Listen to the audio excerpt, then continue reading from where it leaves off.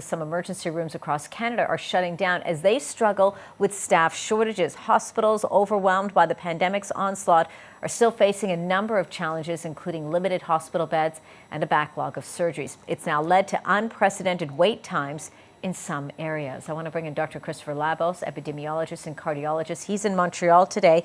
Great to see you, Dr. Labos. And I know where you are keeping a close eye, of course, on emergency rooms, the wait times for patient care. But you're also seeing an increased number of COVID-19 patients coming into the hospital. So talk to us about what's happening there and what you're seeing. Well, the numbers are not going in the right direction. Yeah. As you said, the healthcare system took a real walloping during this pandemic, and it never fully recovered. And you have staff shortages, you have people who are burnt out, and you're starting to see emergency rooms being forced to close for weekends or evenings because of staff shortages. And all this is happening in the context of more and more patients getting sick and more patients ending up in hospitals. So you have it coming from a lot of different directions, and things are not okay. You have a lot of people who are saying things like, oh, we're going to be fine, this wave is going to be mild.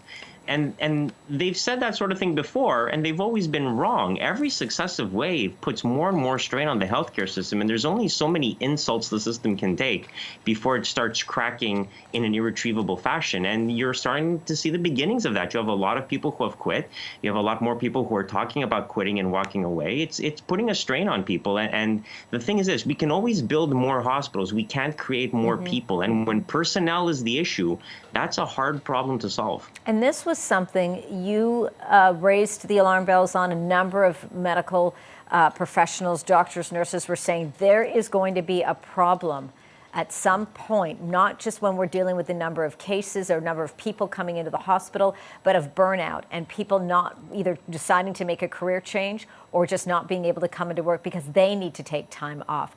So what do you want to see being done? Because this isn't a shock. This was something that you were warning about for quite some time.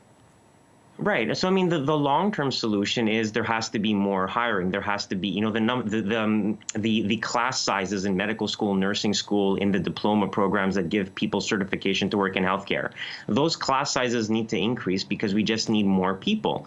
In the short term, though, there's going to have to be, there has to be some accommodation for the people who are still working in healthcare, who need time off, who need more resources. But a lot of stuff that would help is non-medical assistants in hospitals. If you hired more administrative staff to just handle the paperwork, that would take a lot of the burden off of people. I mean, so much of my day is spent doing paperwork.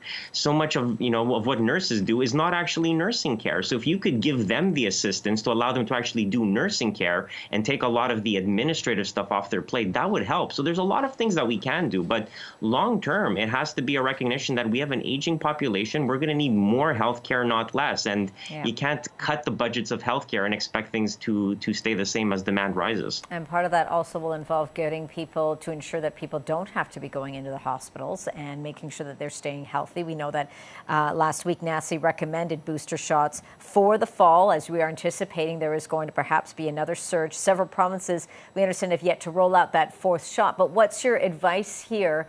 Because, again, from the start of this, of course, we're talking prevention.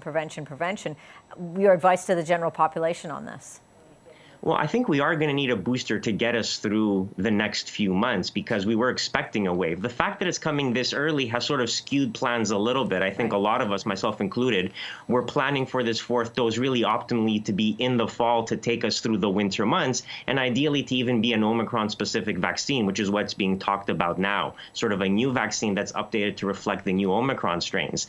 The fact that cases are surging now has changed the calculus on that a little bit, and so if cases stay low, you might be better off waiting for that Omicron-specific vaccine, which might come out in October, maybe November. But if cases continue to surge, then the risk-benefit balance changes, and now you might, especially the high-risk people, might need one sooner to protect them from the surging cases. So a lot's going to depend on how the case numbers play out over the next few weeks. Indeed, I know we're going to be keeping a close eye on it. Dr. Labos, it's always good to have you on the program. Dr. Christopher Labos, epidemiologist and cardiologist. Stay safe and well, doctor. We'll talk soon.